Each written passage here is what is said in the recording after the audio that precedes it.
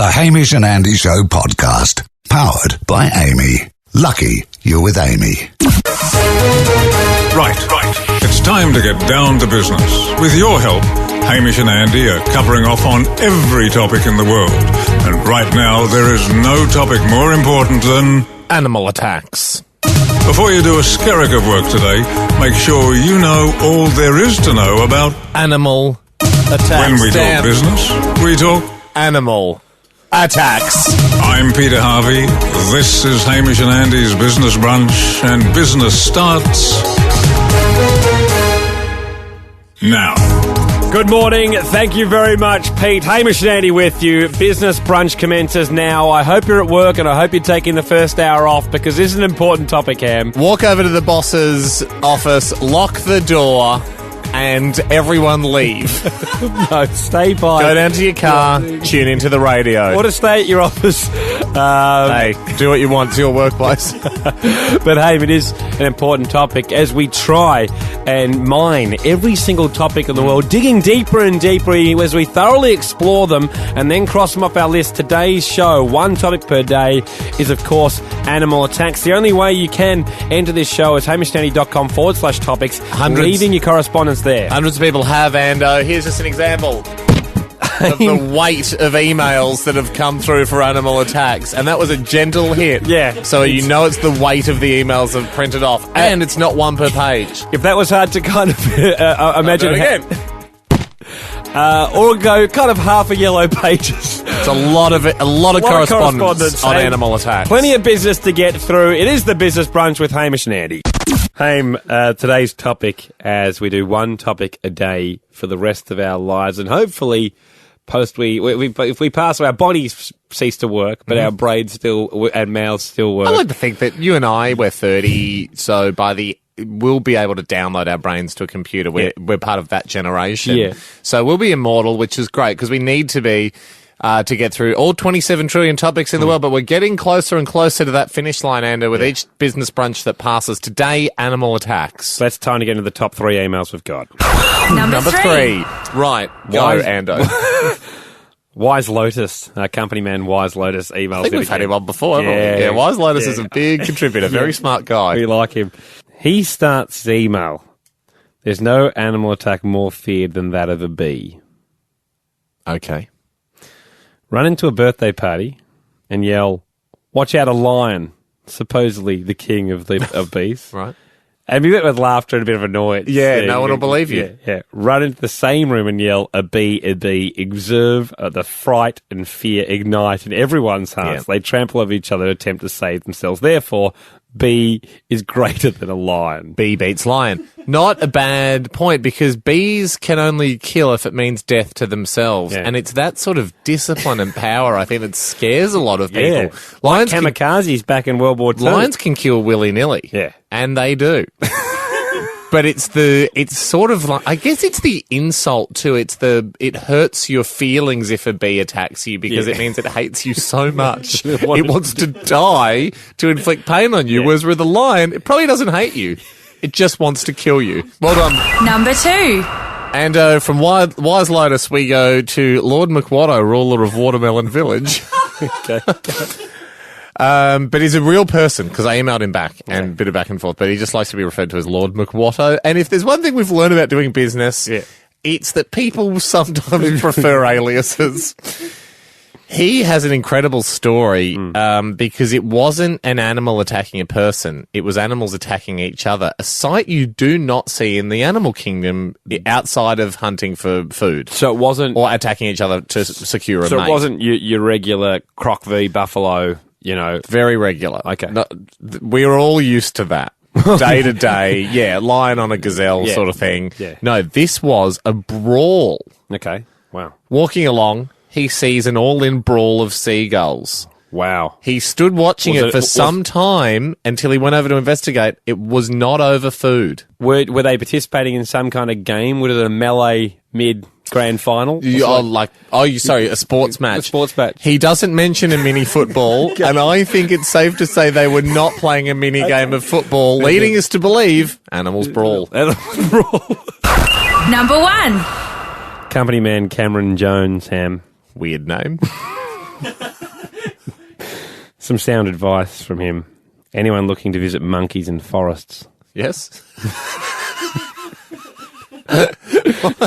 Call ahead. He was bitten by a monkey in Bali. Sure. Oh, that's not uncommon. No, he said it is. It is uncommon. He goes, and it's only because this happened 5 years earlier. My dad was in the same monkey forest and punched a monkey in the nose when it tried to steal his wallet. Safe to say, your dad punches a monkey in the nose, don't go back to the same forest. I've been to that place. There's a place called Ubud in Bali where there's lots of monkeys. Yeah. I saw a girl hold out a banana to sort of go, here you go, I'm better than you, I'm a human. Monkey ran up her leg, bypassed the banana, got all her stuff out of her handbag, including some personal female hygiene products, and threw them around, ran up to the top of her head and did a wee, and went, who's better than who? The level of correspondence was astounding. So many people have been attacked by animals, but Ando, you think you've might have found the lion, the king of the jungle, if you will, on the human side of things, the man that's possibly fought the most animals. I think so. His son has emailed the show, hamishandandy.com/topics if you want to get involved. Company man Alex the Tap Frost joins us. Alex, how are you? Good, how are you? Thank you, mate. Well, turn on the tap of information. Is that why you called the tap?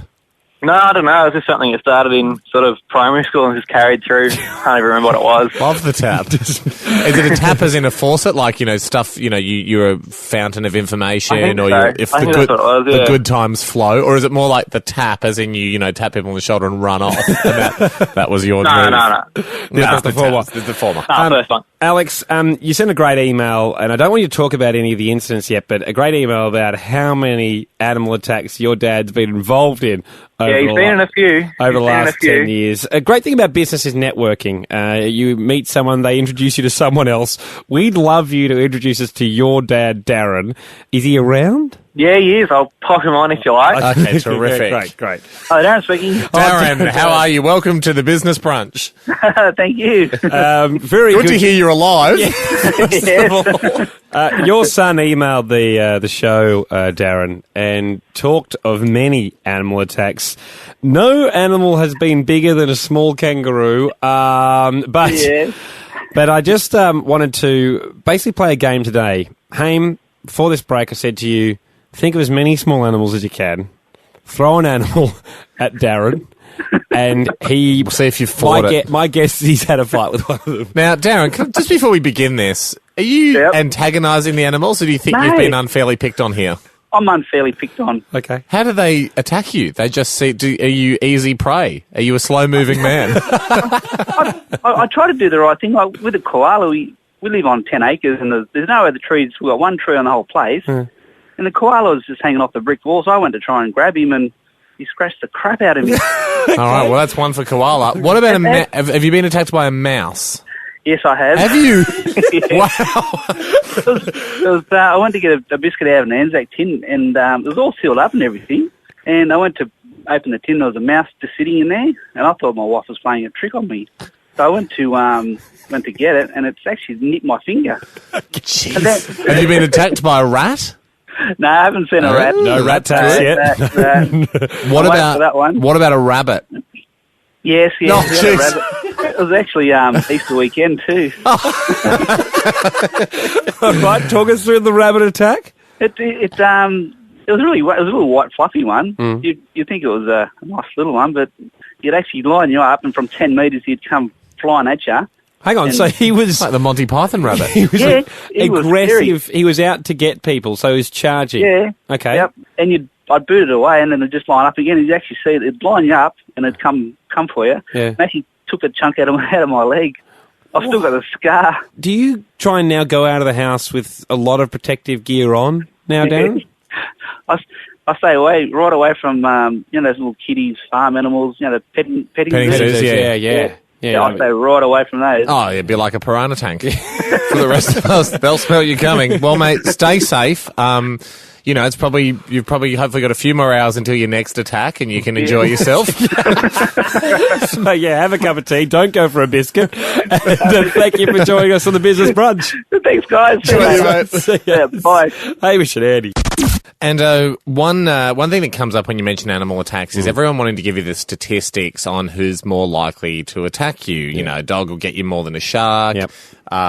Don't trust cats as Hippos much as biggest- hippos are the biggest African killers, Yeah. more than a lion or more than an elephant.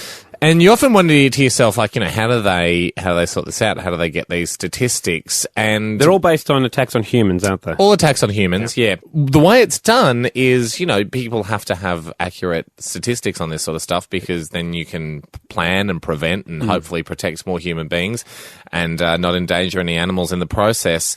The International Zoological Association, for almost 100 years, each year it gathers together just one animal, just one representative from each species on Earth. The IZA. The IZA puts them in a big arena and will have a human being in the middle, and they will see who behaves the most violently and who lunges towards that human being in the middle. And I couldn't believe this. It's incredible stuff. What's the size of the arena? It's very, very big. Yeah.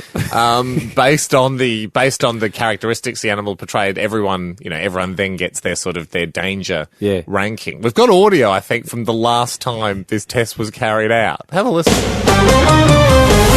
Welcome to the 90-second all-in Animal Rumble to determine which animal is the most likely to attack you in a given year. We've got the final animals moving into the ring now. Just got the tortoise lingering.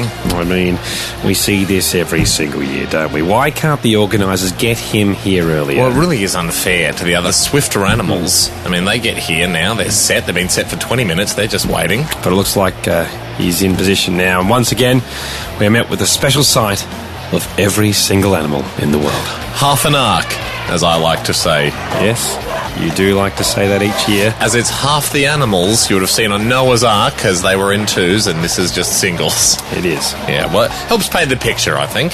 It certainly is a thing you say. Nevertheless, the animals are poised and ready to attack today's volunteer in the middle of the arena. Judges just checking with him now that he is in fact ready. I don't know if I want to do this. He's all fine. We're set. They're off. General chaos as animals from every species on Earth lunge forward. Difficult to see who got a good start. The elephant lurched forward, but in the wrong direction. Oh, the sloth's asleep again, and for fans of the sloth, you've got to wonder how many years he can put up with such a lazy performance. The crocodile's eating the crow again, raising doubt over the alphabetical starting system. Oh, what's the gerbil doing? the gerbil looks thoroughly confused. What a goose. No offence to the goose. Cow doing nothing. Shark is flailing, a severe disadvantage of this landlocked arena, you'd say. Oh, the hawk's flown off. This is madness. The human is still alive. Is this going to be the year that he gets away? It could be. Certainly looks like he might be. Cheetah's got him. The cheetah's got him again. Yeah, we do see this most years. Whew, we really do, don't we? It once again calls into question the validity of this test. It doesn't seem to quite accurately mimic natural conditions, does it? Yeah, no, true. We're just hearing from the judges now. They are going to ignore the results of today's test and instead go off historical data. A good call. Yeah. I think it makes sense. It certainly does. Commiserations and thanks to the volunteers' family. Thanks. We'll see you next year. Looking forward to it. This is an incredible animal attack sent in by international company man Jamie Allen. HamishNetty.com/topics. New topics already up. He's a podcaster of the show or an experienced ham radio operator, but I'm going to put my money on the former option. He writes in with an incredible story that happened to him 6 years ago. Now, I'm going to let him tell the story in a moment. Where's he from? He's from England. International biz. But this is what caught my eye. The story of this attack, he says, it's become a story I've become quite proud of, and I can throw it into discussion regardless of topic. Oh, wow. So now I know what the story is, but Okay. I want to run this test on you because you don't know yet. No, I don't. So he's quite confident that the story of this particular animal attacking him, is enough of a game changer in any conversation Okay. that we'll all drop what we're doing and we'll divert our attention. I've got to say I believe him because I found the story remarkable, but I was biased because I already knew the story when he told me that he could just chuck it into any conversation. So we've got Jamie on the line. First of all, Jamie, welcome to the Business Brunch. Thank you very much, Chumba 1 and Chumba 2. How you doing today? It's lovely to be at the boardroom table with you. Jamie, company man, Jamie, whereabouts are you calling from in England? I'm calling from London, but I'm originally from Brighton. London, one of the more famous English cities you'll hear about. Hamish, so do you want me to converse? Well, you have a chat with... How about this? Okay. You and I have a chat, and Jamie... Pretend we're all standing at a cocktail party. Okay. You can probably even get some sound effects in the background here. That's nice, yes. And Andy and I'll have a chat about something, and then pretend we're all standing in a three, and you just butt in wherever you want and drop in your showstopper, okay? Right. All right, here we go. We're at the party. Haim, would you, or Jamie or Haim, would you like another double Madurai on ice? Or? I'm fine, thanks. Okay. I've got fan dancing class in the morning, and I've paid for 8 lessons. I've done 3 now. What is fan dancing? You know Japanese fan dancing. Oh, that stuff, Yeah, so it's kind of, I mean, long-term, it's a geisha skill. Oh, sorry. Sorry, Hamish. Did I mention, I've been bitten by a giant tortoise. Bitten by a giant tortoise? No, you hadn't mentioned that, Jamie. Thank you for saving me, Jamie, from the boring fan dancing story. When did you get bitten? So it was about 6 years ago when I was 14, and weirdly enough, I don't really know the situation, but this guy that we knew just kind of brought this giant tortoise to this gathering. And it was pretty big. It lived up to the title of giant tortoise. Yeah. Then he said, "Oh, do you want to feed him?" I was like, "Yeah," because I'd never fed a giant tortoise before. How giant? How big would it be? Like one soccer ball? As big as a tractor tire? I'd say it's probably about the size, maybe like a fully grown Labrador, maybe. That's pretty big. Yeah. And squatting down with a washing basket on its back. Yeah. Okay. Yeah. And then, so he just gave me a bit of lettuce to feed it, and then I was like, "Oh, this is the best thing ever, tortoise related." I just happened to glance away, and I'm like, "Hey guys, look at me feeding a giant tortoise," and then with its very sharp beak-like beak, it attacked. It got the call for human blood, and it bit me. Oh, whereabouts did it bite you on the hand? It bit me right below the nail. Can I just say, does anyone remember the fan dancing conversation? No, I don't. It bloody works. Yeah. Bitten by a giant tortoise. And at this cocktail party, I was dying to go to the toilet halfway through this conversation, but I had to wait to the end because I couldn't believe that Jamie got bitten by a giant tortoise. The most remarkable thing, Jamie, is your friend brought the tortoise to the party also to interrupt conversations. I bought a tortoise to a party. I just kind of stole the show back from him. And you've realised you can interrupt it with an anecdote. You don't even need the animal. Mate, thank you for joining us at our cocktail party. Thank you for having me. Brilliant. That's all we've got time for this business brunch, Ham. Thank you for everybody to correspond with regards to animal attacks, but we're putting a big black marker line straight through that topic because we're not coming back to it. That's certainly not. Tomorrow, fan dancing. No, it's not. It's a completely different topic tomorrow.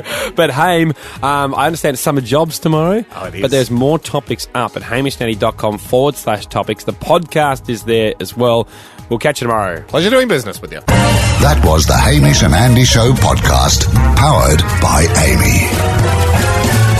Lucky you're with Amy.